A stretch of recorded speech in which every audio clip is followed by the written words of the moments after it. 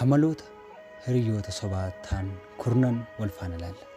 Yoo akkam jirtu jaallatamtoonniif kabajamtoonni hordoftoota koo horoon Inspire warri taatan akkamnaaf jirtu bakki isin jirtanitti gammachuu quufti milkaa'inni nageenyi jaalalli tokkummaan isiniif haa baay'atu kanan jedhu. Ana obboleessa keessan dinaariyaati. Tole gaa guyyaarraa barnoota bareedaa ta'ee fi barnoota of nu ilaalchisu duuba keenya maaltu jira jennee akka nun ilaallu kan nu taasisudha jechuudha barnoota nu irra wal faana ilaallu. Maaliin illee yoo jedhame amaloota hiriyoota sobaan nutti dhiyaatanii sobaan nu duukaa jiraatan fakkeessanii kan nu duukaa jiraatan jechuudha. Amaloota kana keessa nuti illee yoo jiraanne akka irraa barannuuf nuti illee namoota biraa irratti amaloota kana gaggeessaa jiratanan hiriyaa sobaa ta'uu keenya kan nu ibsudha jechuudha. Mee amma barnoota dhuma keenyaatti nafaana turan affeerraa kooti.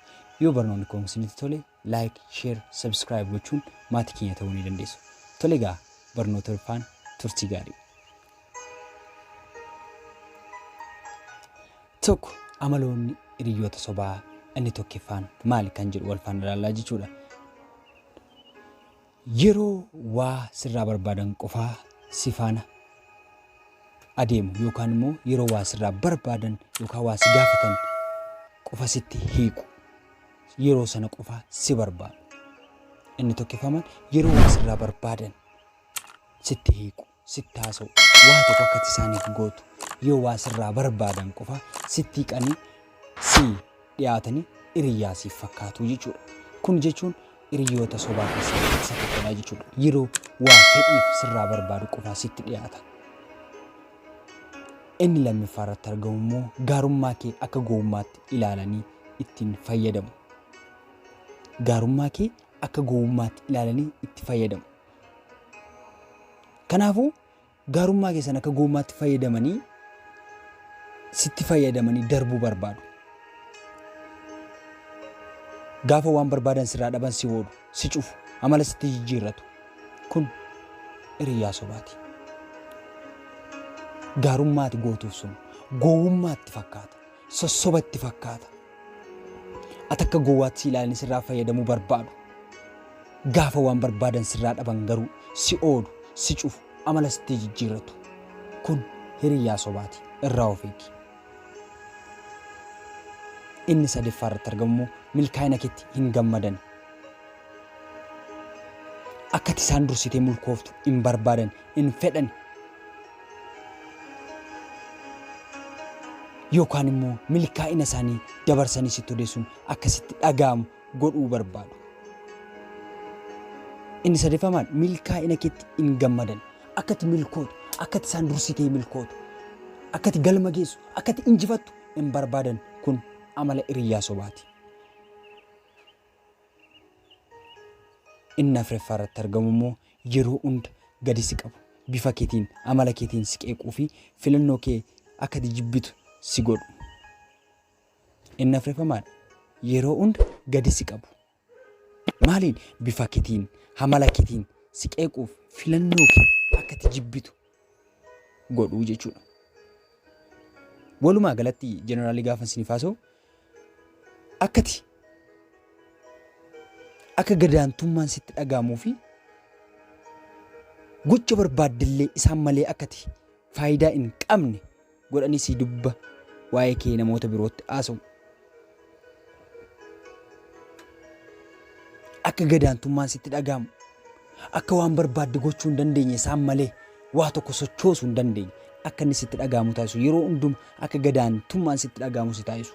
Bifa keetiin si qeequ, amala keetiin si qeequ, filannooti filatteen si qeeqaa deemu. Kun hiriyaa sobaati. Irraa of eegi. Inni shanaffaa irratti argamu immoo yeroo siif hin kennan, si hin dhaggeeffatan, rakkoo isaanii akka dhaggeeffatu barbaadu. Yeroo hundumaa negatiiva yaadu,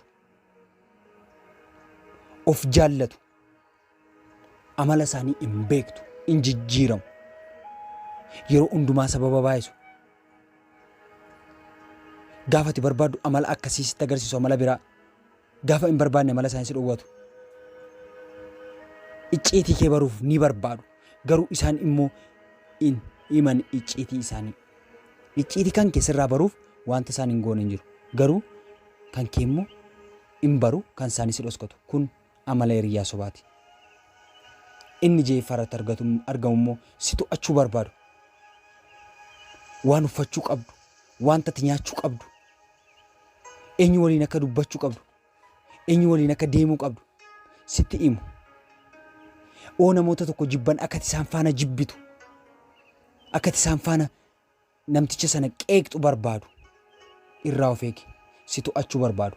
Yaada kee, miira kee, jaalala kee hundumaa kee si to'achuu barbaadu.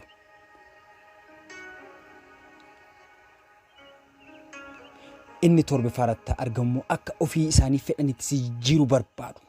Akka ofii isaanii fedhanitti si jijjiiruu barbaadu. Fedhii kee fi wanta ati jaallattu akka jibbitu. Kan isaan jaallatan sana immoo akka ati isaan faana jaallattu barbaadu.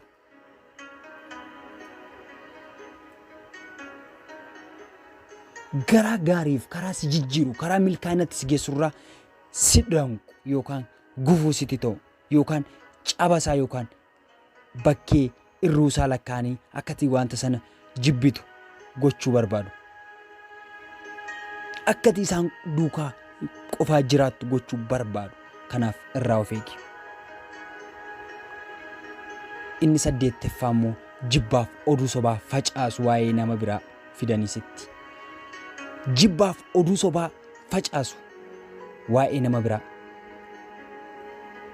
Kana jechuun si irratti illee akkasuma duuba kee deemanii waa'ee kee xureessuun haasa'uu barbaadu. Wanta ati icciitiidhaan itti himatte si duuba deebi'anii namoota biroof odeessu. Dafanii sitti mufatu. Dafanii ammas deebi'anii sitti araaramu. Icciitii kodha jettee wantoota dabarsiteetti laatte dabarsitee nama biraaf si laata. Waa'ee namaa sitti amata. In jibba. Abaluun akkasidha. Abaluun akkasidha. Abaluun akkas ta'e jedha. Kun hiriyaa sobaati. Irraa of eegi. Inni 9ffaarratti argamu yeroo hundumaa si dorgomu. Yeroo hundumaa si dorgomu. Yoo ati waan haaraa tokko goote isaanis godhuu yoo hin dandeenye wanta ati harkatti baattu sana akka ati jibbitu si taasisu. Yeroo hundumaa si dorgomu. Yoo uffata bareedaa uffattee baate uffata kee sirratti dorgomu.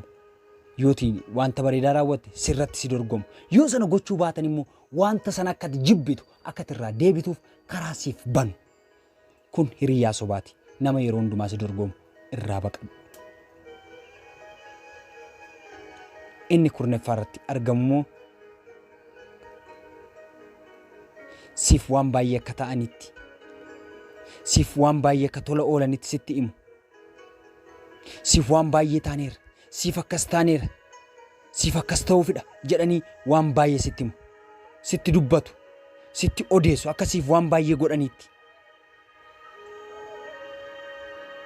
Akkati isaan malee hiriyaa biraa godhachuu hin dandeenye godhaniiti kan isaan yaadan. Akkati isaan malee jiraachuu hin dandeenye. Isaan akkasiif waan guddaa godhaniiti. Isaan siif akka jijjiirama guddaa godhaniiti. Isaan malee jiraachuu akka hin dandeenye akkati sammuu keetti yaaddu sirratti taphatu. Isaan kanarraa bareechuu of eeggadhu. Hiriyoota akkasii kanarraa of eeggannoo guddaa godhu. Baay'een sin jaalladha. Baay'een sin kabaja. Barnoonni kun hiriyaan kee eenyu akka ta'e akkasitti agarsiiseeru abdii guddaan qaba. Atillee hiriyaa keef eenyu akka taate akka inni si agarsiiseeru abdii guddaan qaba. Barnoota biraan hanga walitti deebinutti turtii gaariin siin jedha. Yoo isinitti toleera ta'e like, share, subscribe gochuun maatii keessaniif heeruu ni dandeessu. Waan na faana turtaniif baay'ee galatoomaa.